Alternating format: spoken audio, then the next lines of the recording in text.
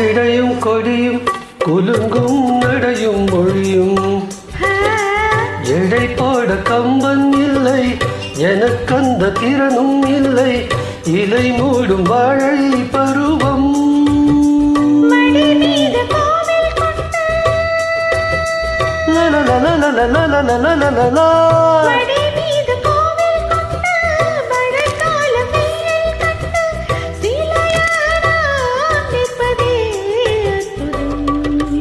ராமாயணம் பாராயணம் காதல் மங்களம் தெய்வீகமே உறவு